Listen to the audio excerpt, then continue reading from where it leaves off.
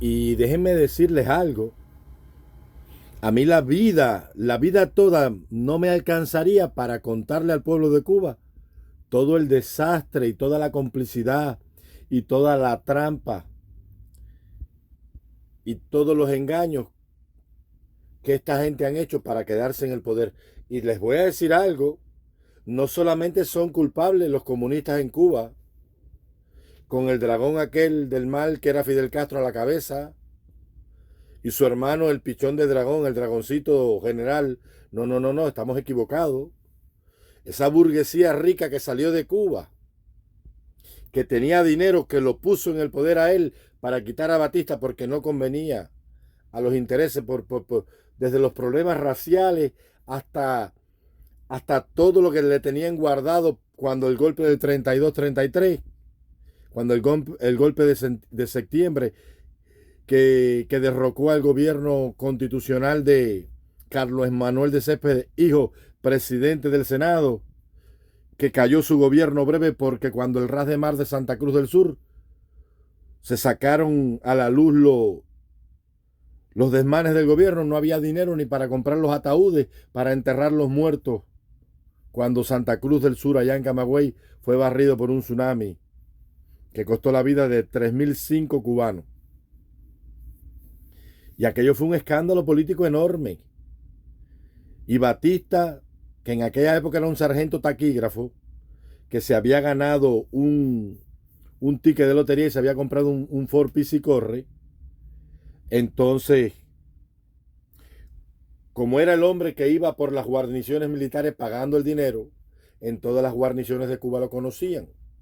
Y cuando los cuarteles militares del resto del país empezaban a llamar para La Habana, que en aquellos días se estrenó el telégrafo a lo largo de la carretera central en el año 32. Entonces Batista, aprovechando que Pedraza y que Pablo Miguel Gómez y estas personas que eran los líderes del movimiento que se habían ido a Pinar del Río a sofocar la única revuelta que ha tenido Cuba en Pinar del Río. Cuando llamaron, la gente preguntaba, bueno, ¿quién está a cargo aquí? Batista dijo que estaba a cargo él y comenzó a dar grados de sargento a teniente, de teniente a comandante. Imagina, no solamente la gente subía en grado, sino también en salario. Porque hasta esa época lo ganaban era 33. Por eso fue la huelga del 32, que fueron los militares y las clases, sargentos y soldados, contra los oficiales de mayor rango.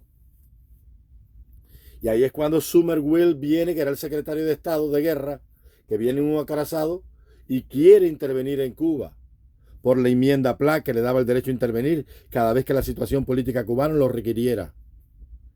Ya Cuba había tenido dos intervenciones antes.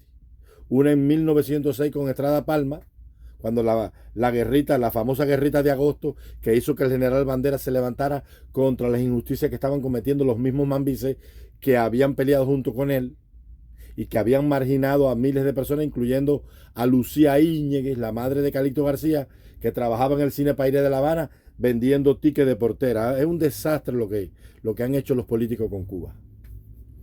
Y después en los días de José Miguel Gómez, cuando la guerra de la Chambalona, cuando Rodríguez de Estenó se levantó por allá por Ralengo 18 en Guantánamo y tuvieron que traer a los Rolls Royce, que eran un batallón de pistoleros a sueldo del oeste americano, que Teddy Roosevelt, que años más tarde llegó a ser presidente de los Estados Unidos, vino ahí en ese grupo y acabaron en Cuba. Siempre fue lo mismo, la llamada guerra de la chambelona. Hay una canción que dice a él, la chambelona. De ahí viene toda esa historia.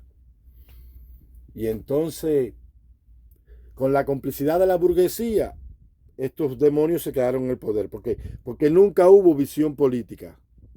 No hubo visión política ninguna. Y al no tener visión política, desembarcan un ejército en un pantano, confiando en que Kennedy, un gobernante de izquierda que se estaba dando la lengua con el comunismo internacional y con la Iglesia Católica, iba a apoyarlos en la invasión. Porque en ese momento histórico que Cuba vivía, no se podía contar con el apoyo popular porque el 98% de la población cubana no tenía nada. Era gente pobre y se había quedado con la revolución. Toda la riqueza nacional estaba en manos de un 2%, que eran los dueños de los latifundios cañeros, ganaderos y agrícolas del país. El campo cubano estaba olvidado. Habían leyes, pero no se cumplían, porque siempre han sido pequeños reyesuelos, que han hecho en su lugar lo que les ha dado la gana. Eran muy abusadores. Si querían la finca de un campesinito, mandaban al guardia rural y que le cayera planazo para que se mudara. Y si el guajiro se resistía, pues los ahorcaban. Y así siempre fue. Siempre hubo muchos hombres honestos, pero en toda esa varaunda de miseria espiritual y económica y el abandono se movía la sociedad cubana. La Habana, una ciudad del primer mundo, en medio de un inmenso latifundio cañero, llena de vicios, de corrupción política, gobernada por la mafia y por el hampa del crimen. Y toda esta situación creada por la deshonestidad política del país fue la que Fidel Castro aprovechó para lanzar su programa del Moncada, su programa revolucionario comunista, y hasta el sol de hoy. Y los hombres que tenían dinero, que tenían visión, que estaban preparados intelectualmente, hicieron las maletas el 2 de febrero del 59, cuando no se pusieron de acuerdo en el primer gobierno revolucionario, y partieron de Cuba y dejaron las esperanzas de la libertad de Cuba en el ejército norteamericano y al pueblo cubano como un cordero en medio de esa manada de lobos que ha desguazado a nuestra gente hasta el día de hoy. No hubo visión política. Siempre el revanchismo, el oportunismo, la viveza del cubano de que no quiere sacrificarse, que no quiere poner el muerto. Ese pueblo que cuando no llega, como decía Gómez, pues se pasa. Ese pueblo que cuando el incendio de Bayamo, con agua caliente y piedra, las mujeres, los niños y los viejos rechazaron la bestial embestida del miserable conde de Balmaceda, aquel asesino que arrasó en los llanos del Cauto con los cubanos. Debieron ocupar Isla de Pino, que él no tenía flota de superficie, ni tampoco tenía ejército para invadir aquello. Eran 4 barbudos llenos de piojos, con 6 escopetas amarradas con alambre. Ocupar Isla de Pino y crear un gobierno allí fuerte y pedir la intervención de la OEA, que en aquellos días toda estaba virada con Cuba, excepto Canadá y Estados Unidos, porque el problema es que Trudeau era amigo de Fidel Castro. O desembarcar ese ejército que iba bien apertrechado, que estaba diseñado con hombres, con médicos, con guías, con prácticos, con técnicos en comunicaciones, en el Escambray, para juntarse con la gente que estaba en el Escambray ya alzada, y algunos grupos de alzados que habían en Pinar del Río y en la zona de Oriente. Pero no, nunca se pusieron de acuerdo. Cheito de León no se ponía de acuerdo. Luis Emilio Carretero no se ponía de acuerdo. La niña y la china del Escambray no se ponían de acuerdo, para después terminar denigrados en la historia del comunismo como asesinos de maestros, quemadores de bohíos de campesinos y violadores de Guajira. ¿Por qué? Porque le dieron la posibilidad a este hombre de que los derrotara para que contara él la historia. Esa historia mal contada, y todo Cuba siempre ha sido así. Dejar la libertad de Cuba en garras de un gobierno que no le importaba para nada. Se debió ocupar Isla de Pino.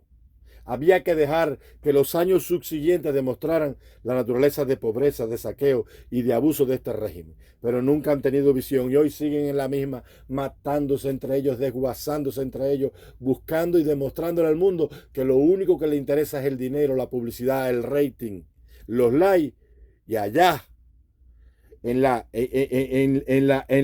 opacada perla del Caribe, en la que otrora fuera la tierra más hermosa del mundo, hoy arrasada por la barbarie de todos los políticos cubanos que a la larga de la historia han acabado con nuestro pueblo y cuyo máximo exponente ha sido ese señor de la barba.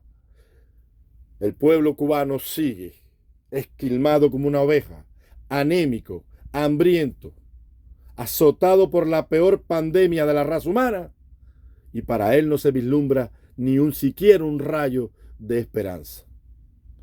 Y ahora la gente quiere un líder político. No necesitamos un líder político. Lo que necesitamos es un movimiento político con vergüenza.